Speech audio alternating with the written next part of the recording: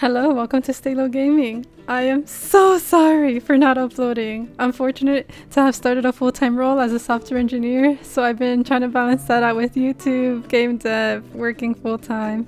An extremely overdue clip, but this is basically everything I got done in January.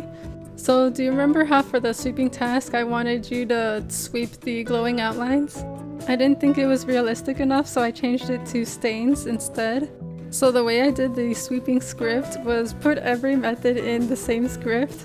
So for example, destroying the outlines, activating it once the player is holding a broom, trying to see if the player is even near the broom or if they're on top of it with the broom, and then being able to sweep up the glowing area. Of course I needed a pro, which is where the musical Pete comes in. I really like how he created an enum script. So in this script it just shows what the player can hold for the tasks, and then a separate script to see what the player is holding, whether nothing, the broom, the cloth, or both. But of course I'm gonna fix that for the final game.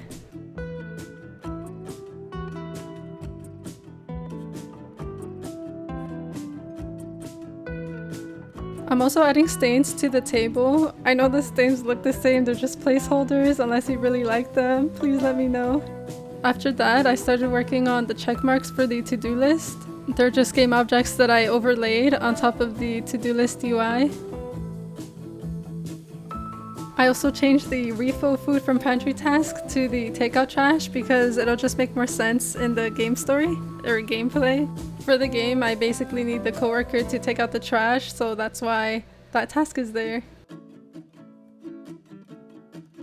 This is basically how I created the checkmark script. For the update method, if there's no more stains, or if the stain count is equal to 0, then the checkmark should appear for the sweeping task and the wiping tables task. Alright, this is no game dev video without any blendering going on. I used Magevo Studio's tutorial to model these french fries. Yes, pretty good. But it wasn't always this perfect, even while watching the tutorial. Stuff like this happened to me. I'm creating a fryer for the french fries. And for the fry baskets, I used an array, and this is important just because it didn't work for what I wanted to use it for. You'll see. Don't forget, we gotta check the normals. Please don't ever forget it. And here's where the mistake comes in. You see the box collider at the top underneath the french fries? No! I was wondering what the heck was happening to my french fries that they keep popping off like this. A bit of a close-up.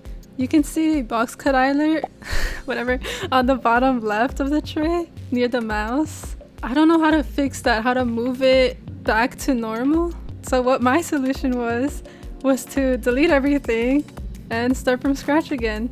So instead of an array, I just copied and pasted individual cylinders to create the tray again, so that each cylinder had their own box collider, so that the french fries would finally stop falling. Next up was the soda machine. I just used images from Google. Honestly, probably also from memory.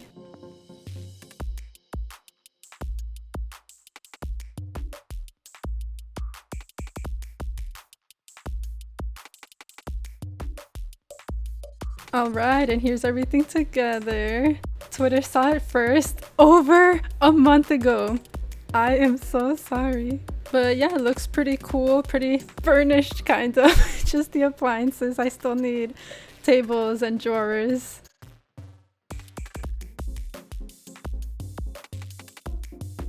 Over here, I just started creating, organizing the bathroom. Nothing special. I still have to put stalls.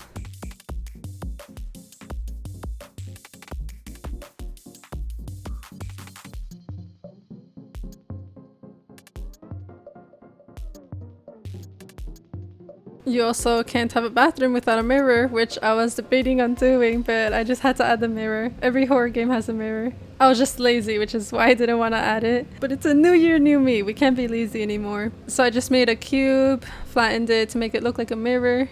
I then created a new camera as the child of the mirror. Created a new material for the reflection. and changed the shader to unlit/texture. Then I created a new render texture.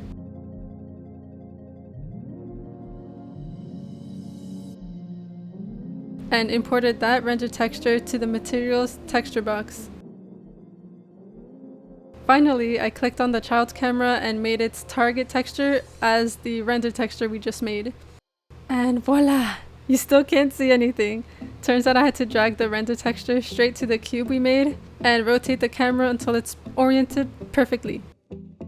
So yeah, that's the end of January's tasks. I'm working on February's task right now, leading into March. I don't know if I ever told you, but I am planning on releasing this game by the end of fall, maybe like, oh my god, isn't fall like August? I'm so sorry, I meant end of spring, but honestly at this rate it might as well just be fall. Nah, but with the musical Peter and I think we can do it. Thank you so much for watching, and I'll see you in the next video. Bye!